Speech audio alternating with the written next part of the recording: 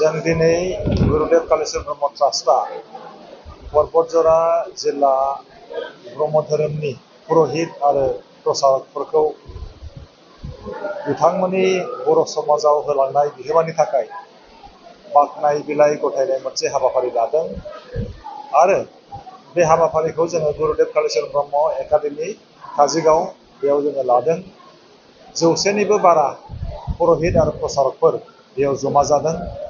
बिथांमोनखौ जोङो मान होनानै बिथांमोननो बाख्नाय बिलाइ सार्टिफिकेट होदों मोनसे आरो लोगोसे गांफा गांफा आर'नाइ।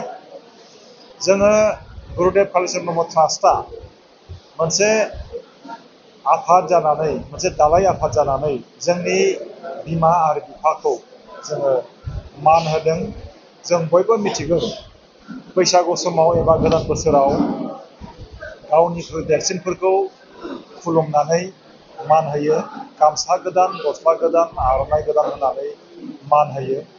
बे मान होनायखौ जोङो नैबे धोरोमनि आफादाव गांसे सार्टिफिकेट होनायनि गेजेरजों जोङो मान होदों आरो जों मिजिंथिदों बे मान बिलाइ जायखौ जोङो बुंदों बाख्नाय बिलाइ एप्रिसिएशन सार्टिफिकेट, बेनि गेजेरजों साफ्रोमबो पुरहित आरो प्रसारक आइमोन आफामोनहा थुलुंगाखांगोन आरो बिथांमोननि मोनसे सिनायथि जागोन बेखौ जोङो फोथायो। आरो बियो जोंनि नैथि मोनसे हाबाफारि। सिगांनि समाव जोङो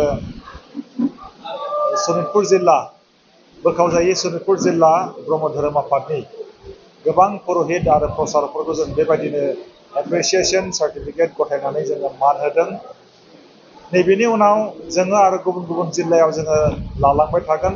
बेयो जोंनि मोनसे एक्सन प्लेनाव दङ।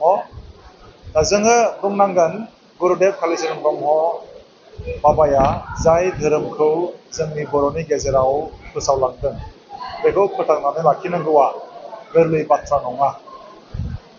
पुरहित बाबामोनहा आइमोनहा प्रसारक बाबामोन आइमोनहा आनकन्डिसनेलि बिथांमोनहा सेक्रिफाइस खालामनानै खामानि मावबोदों।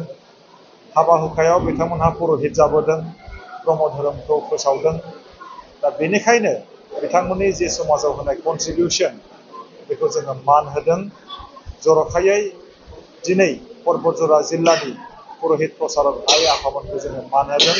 बिदिनो मोनफ्रोमबो जिल्लायाव जोङो पुरहित आइमोन आफामोनखौ थुलुंगाखांहोनो थाखाय जोङो जान्जि खाफ्रागोन आरो जोङो एक्सन प्लेन बायदियै जोङो खामानि मावलांगोन।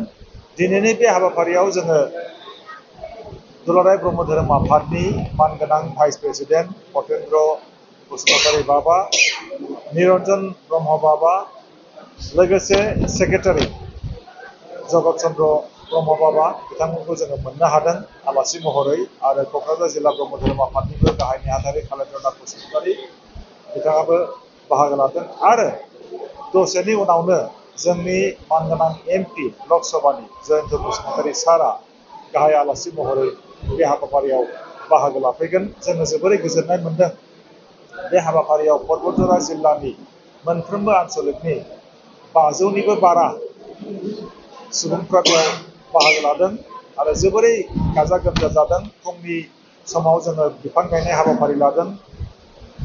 गुरुदेबनि मुसुखायाव बिबार बावनाय आरो जयगा आहुति जोङो लादों। बेबादिनो जोङो हाबाफारिखौ दासिम जोङो लागासिनो दङ आरो जोङो मिजिंथिदों जोंनि बे मान होनायखौ साफ्रोमबो पुरहित आइमोन आफामोनहा गोसो गोथारजों गनायथि होगोन। आजावनानै लागोन। साबायखर।